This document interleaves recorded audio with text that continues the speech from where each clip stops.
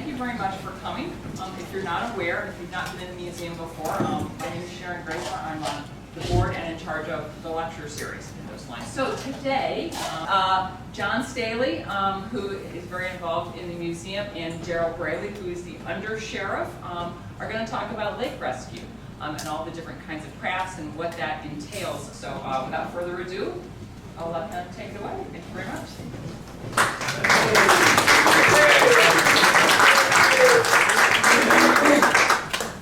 Thank you. I'm John Staley. My wife Maureen and I live across the street over there, and I'm from Bemis forever, and past fire chief of Bemis Fire Department, and past deputy fire coordinator for the county. And that's kind of like my background, and plus working in the Lawson Center here. I thought it'd be good to have the topic of emergency services, boats and equipment, and the history of that on the lake. And so I asked Daryl Braley, who's under sheriff of the Sheriff's Department, also member of Savannah Fire Department, not Daryl's, but just water rescue and dive team and the boats, and so it's always been a real pleasure to work with Daryl. There just seems to be something about when an incident happens on water that is haunting or more terrifying, even because it happens on water, and it makes it a special incident that we have to handle. And one of the things that we've noticed over the years is that the public, when we have an incident on the water, the public has become very aware of that, and you see that a lot, and there's a lot of folks that are interested in supporting us in a lot of different ways, and lending whatever assistance they can. But it's, I think it's because, you know, the lake is something that everybody loves and everybody uses it. So it just seems like it's a little more difficult sometimes to handle a situation that has to do with water. Because of the way our county is laid out, we all know that Chautauqua Lake and the other bodies of water, we have a tremendous amount of water. And we're just as responsible for the bodies of water in Chautauqua County as we are our buildings for fires or our law enforcement on land.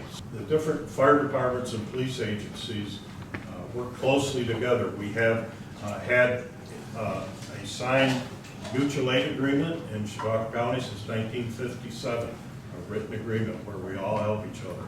One department will have a certain type of equipment, and another department will try not to duplicate that. They'll buy something else that we can use on the scene. So we do a lot of sharing. And even Bemis Point Fire District, which you know how it's formed, we have a lot of water that borders that. And you take a fire department, say DeWittville Fire Department. Well, DeWittville doesn't necessarily have a lot of fires, but yet they have a large shoreline. And DeWittville has taken the lead in providing a lot of water, in particular ice rescue. We have the lake divided into zones, and we have in Chautauqua County a very good state-of-the-art dispatch center. So if a call comes in, and let's say that it's a capsized boat, when that caller calls in, that dispatcher is simultaneously dispatching fire departments in that area. They're dispatching the sheriff boats, they're dispatching the dive team. The dive team is a combination of sheriff deputies and volunteer firefighters. And so all those are getting dispatched all at once. Bing, bing, bing, bing. And it's a very quick dispatch so that everybody's coming quickly. And those are all predetermined, pre-planned situations. It just isn't in the summertime. Our responsibilities are the same in the wintertime. And in a lot of ways, it's more complicated when there's ice on the lake. it's interesting. These are minutes from starting in 1920, January 7, 1920. And the past chief of a long time ago, Vic Norton, had a boat livery down here just this side of Lenhart Hotel. And he took the liberty of taking out of the village minute the things that related to the fire department. Some of this stuff is hilarious. So this is from February 27, 1920. The village of Bemis, the village board has granted a petition to organize a fire company for the protection of lives and property in the village. And it goes on and it lists the first firefighter, volunteer firefighters that were in that at the beginning. And one of them was David Lawson Sr., Dave's father. And a gentleman named Clarence Hanson was the first assistant fire chief. And Clarence was a mechanic, had his own auto shop, and then he became also the chief mechanic here at the Lawson Marina. I think it's rather fitting that our first few calls were water related. On May 31st, 1920, a peculiar accident occurred here Monday morning when a young man whose name was not learned and who was riding a motorcycle lost control of his machine near the steamboat pier, which was right out here, and being unable to make the turn in the road at this point, dashed onto the pier at a high speed and was unable to stop. Machine and rider went into the lake off the end of the pier.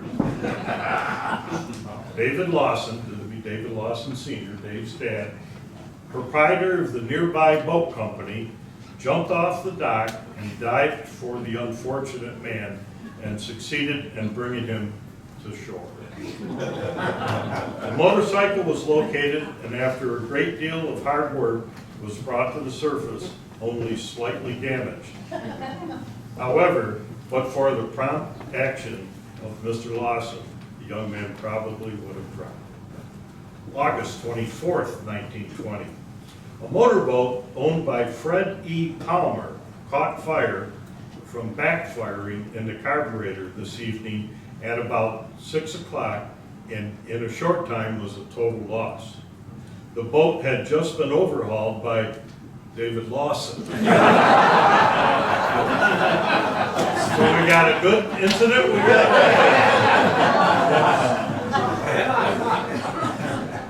It caught fire out in the bay, but was run to shore near Dave Lawson's dock under its own power. An alarm of fire was turned in, and the firemen responded, but were unable to check the flames in time to save the boat. It burned to the water's edge. This was the first fire call with the new Bemis Point Fire Company had ever had. The boat was beyond saving when they arrived, but at least they tried. Clark Lord, who drove the new fire truck, started laying hose from the standpipe at the foot of Liberty Street to the burning boat instead of the other way around. And of course, the hose was backward.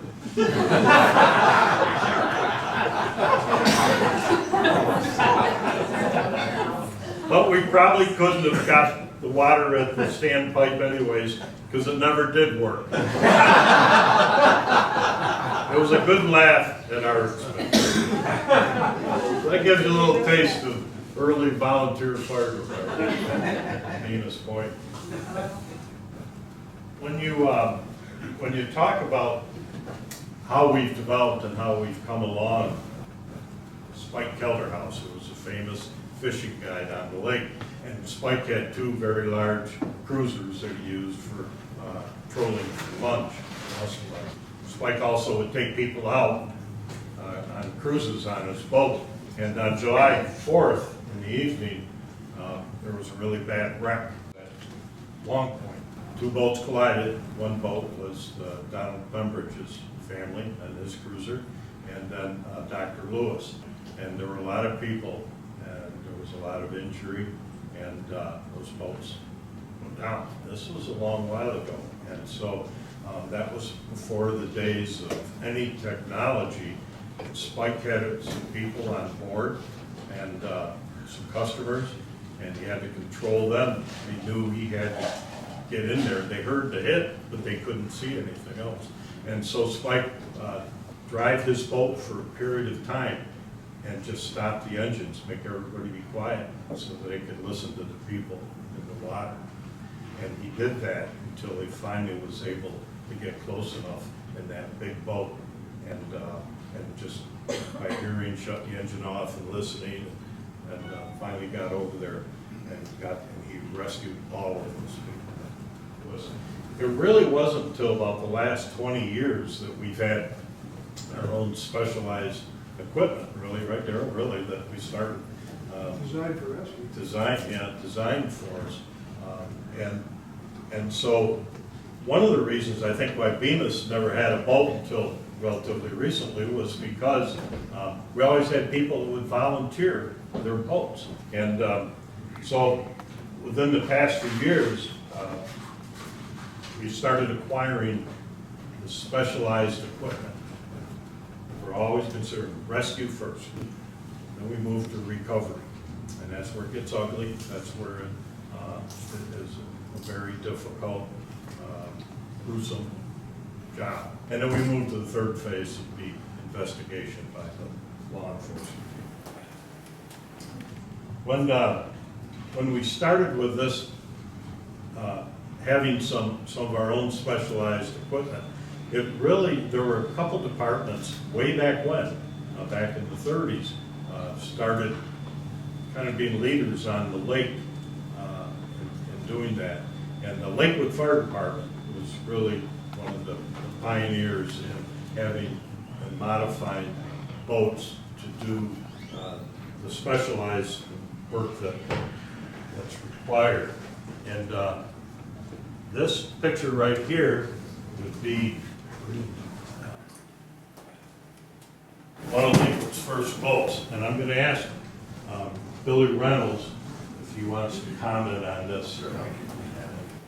Well, this boat's at approximately late 30s Garwood speedboat that the village acquired. The numbers on the bow of the boat, 888. Anybody want to guess what that might have stood for? Back in the 30s and 40s and even some in the 50s, it was the phone number to call the fire department. They weren't able to acquire the funding to restore this antique Garwood. The next slide shows the new boat. An old school teacher who worked for the Chris Craft Corporation, a fellow by the name of Don Eddy. Don was a musician and he was familiar with woodworking, making violins and woodwind type instruments. And Don had a shop in Cheney's Point. And I recollect having seen this boat come out a couple of times after it had seen some repairs in the late 50s, early 60s. And if I could point out again the numbers here on the bow, because the phone exchanges and population grew, the phone number went to 4 digits, so 8888 is how we got to know that. But Pete Dawson's here. Pete, in 1961, was one of the last firemen to ride in the old Don Eddy boat. Pete.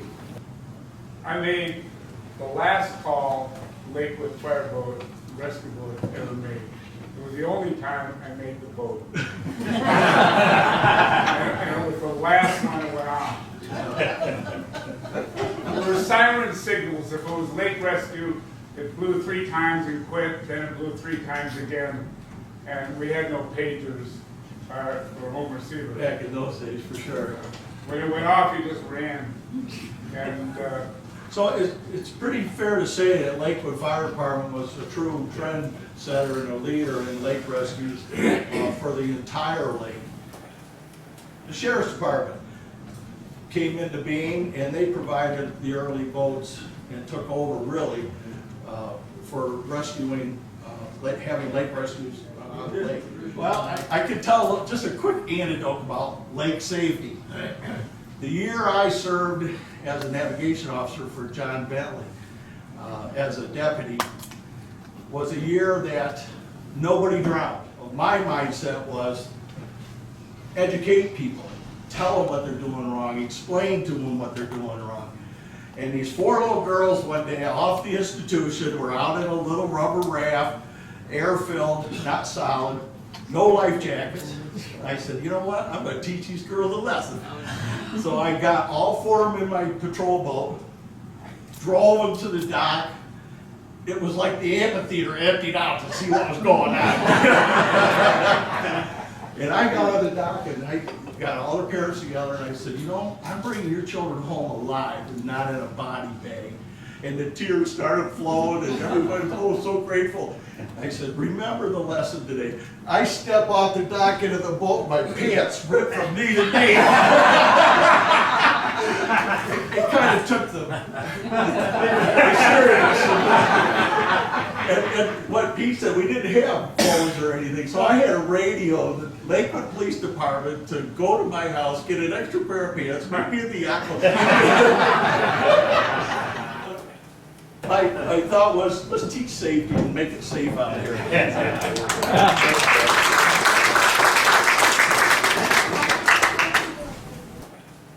Another example in Bemis Fire Department, when the bridge was being built at the end, they donated their work boat. We used that a lot on calls, but that started it with Bemis Fire Department. Then we've moved on to some pretty exotic looking craft. And this is our Boston whaler that's specifically designed for rescue work.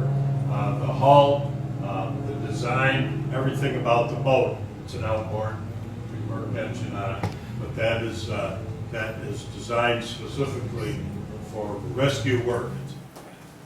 Out there is our airboat. 350 horsepower Corvette engine that propels this airplane, prop propeller. And on the bottom of this boat, this is 20 foot, I believe, and on the bottom of the boat is kind of like space age plastic, and it's thick, very durable plastic. If they wanted to, if they had to, well, we've done it. You can drive it right down the road. We use this primarily when the ice is bad.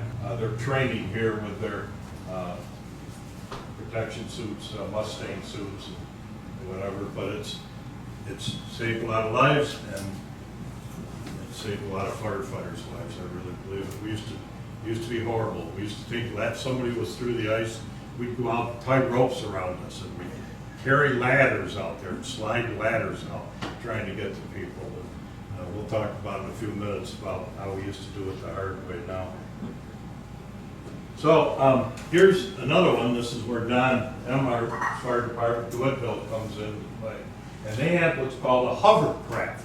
And it has a propeller here that pushes the boat forward, but it rides on a cushion of air. That concludes my end at this point.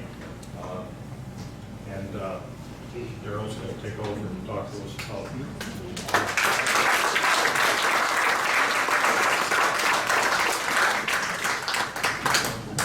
Thank you. I appreciate the invitation to be here and talk to you today.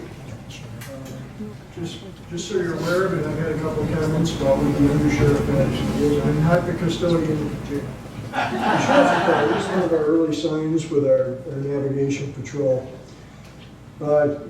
Going back to, as John mentioned earlier, 75, 80 years ago, part of the problem with rescues was they weren't often rescues because we never got notification of anybody being in trouble. Might be a boat drifting ashore, and maybe if you were really lucky, it was somebody on shore that saw the incident take place. That compared to today's world, where almost all of our calls now are coming in by cell phone. Not only are they coming in by cell phone, but a lot of times they're coming in actually off the vessel. And with that cell phone signal going into our 911 center, we can triangulate a location through the cell technology close enough that we've got a starting point. And that's something that we haven't had until just recently. With that, along with the fact that our navigation deputies are trained to set up what we call lines of drift. When that first responding boat gets there, what we try to do is get that victim boat or the victim's location anchored. Throw a buoy, do anything that we can to at least try to go back to the original location that we were called to. Then we allow that boat to drift, and it seems like needless time being wasted, but when that boat drifts for a couple of minutes, we drop a buoy. Drifts another few minutes, we drop a buoy. That gives us a line of sight back to the original location. So if our first spot was 10 minutes after the call, 20 minutes after the call, we can at least go back to that first buoy and we're searching the zero path instead of having a whole lake in front of us. So a lot of things like that have really helped. We certainly have gained technology, we've gained training. Just to give you a little bit of history here of what the Sheriff's Department has done, that was our contribution in 1947. That boat, motor, and trailer was $900. It was partially gifted by the Deputy Sheriff's Association. Pretty elaborate rescue craft at the time, but in today's world it wouldn't mean a whole lot. So in 1960, the state legislature gave jurisdiction of navigable waterways throughout the state to the Sheriff's Departments that were geographically located where those waterways were. And when that happened, Sheriff Charlie McCluskey was the sheriff at the time. We jumped into the middle of that. We bought 5 boats, and they were all old wooden hull, most of them inboards, and 1 jet boat. We hired 6 part-time special deputies, paid them $80 a week for the 12-week season. We gave them 12 hours of training, and we sent them out there. That's the original crew there. Some of you might remember some of these fellows. Andy Travis is in this mix, and some of you knew Andy. He was a teacher when I was in school. So that was one of the original 5 boats and the original 6 fellows that we had operating them. This is Sheriff Merle Campaign. He took office in 1966, and you can see some of the faces are the same there in the boat. And that was a Century Raven, one of the original patrol boats that we had. Sheriff John Bentley was in office when he learned somehow of this drug forfeiture from Florida. This was a cigarette boat, and it had twin outdrives, huge V8 engines in them. The problem was the boat we put on Chautauqua Lake, and to get it up on plane, you were at the other end of the lake by the time you had to slow down, otherwise you couldn't get out of the water. So it was a good idea. It didn't cost us anything originally. It cost us a lot of gas. This boat was purchased in 2009. After 9/11, a lot of funding was made available through Homeland Security, and because of our position right on the U.S.-Canadian border with Lake Erie virtually unprotected, the federal government made a lot of border security money available in grants. So we were able to buy this. This is a 32-foot Brunswick whaler, actually, and we keep that boat on Lake Erie all the time. It's a really stable boat. I don't know if you could capsize it. It goes about 60 miles an hour plus, even in rough seas. It doesn't have much in the way of creature comforts in that cabin, but if you've got to go somewhere quick and get something done, it definitely does the job, and we can haul half the dive team out. Back in 2004, the state started actually providing boats to the localities to use. This was a Sea Swirl. That was the first one they gave to us. It was kind of a nice little workboat. The top that's on it's just like a kite when the wind catches it broadside. So it blew it around a lot, and it was a little tougher to handle. We never did anything except provide the maintenance on it, and then we turned it over to the state, and they gave us another one. This is one of the current boats that we're using.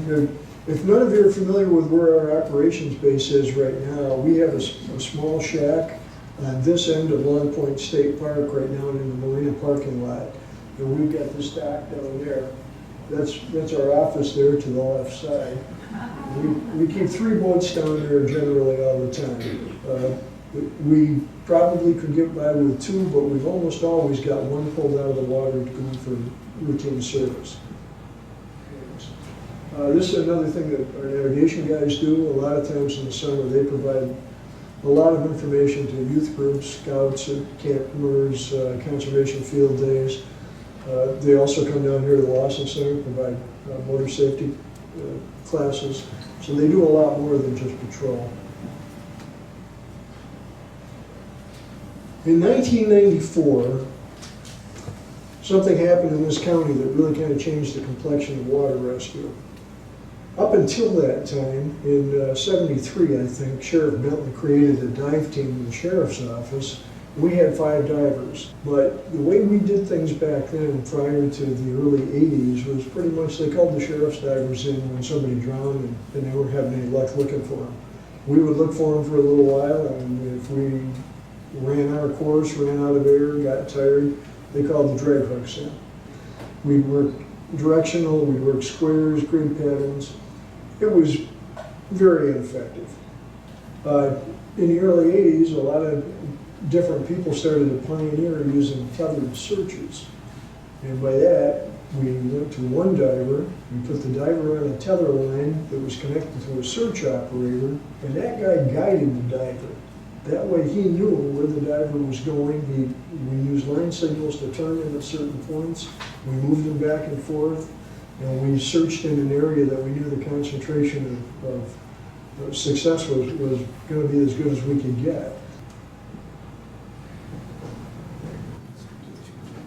We mentioned before that the technology continues to evolve and continues to change. We made that jump from kind of mindless searching without really having an idea where our objective was, and our resources limited us so much, because if we put a diver in the water, it's a rescue scenario. Even if we have good location, good techniques, good people doing the operation, and very effective searches, the diver burns out pretty fast. This is a Fisher side scan sonar. When we would dive, we could dive the width of that diver, pretty much, what he could feel with his hands. So you had about a 5-foot reach. If you put drag boats in the water, a set of drags was maybe 6, maybe 8 feet. If you strung half a dozen boats together, you get 30 or 40 feet, possibly. And it was real unexact science, because the drags would drift back and forth and wouldn't cover the same area as equally as they should. It runs like a little submarine towed by the boat. It runs a few feet off the bottom, and we look for what we call a sweet spot, so that it's reading a very wide area to the sides in relation to your victim, and it's not missing a big area underneath. If you get too shallow, you start to hit the bottom. If you get too far off the bottom, because the side scan comes out at an angle, you can miss what's right under it. But when the operator knows what he's doing, this will search about 30 meters on either side of the fish. So that is the way of the future. And that is the most recent patch. Some of the younger guys, the torch is being passed. They weren't satisfied with the old one. So they developed the new one last year, and that's okay. That's all part of it. But that's about all I've got. Unless someone has some questions, we'd be happy to answer. We've got the displays outside. Thank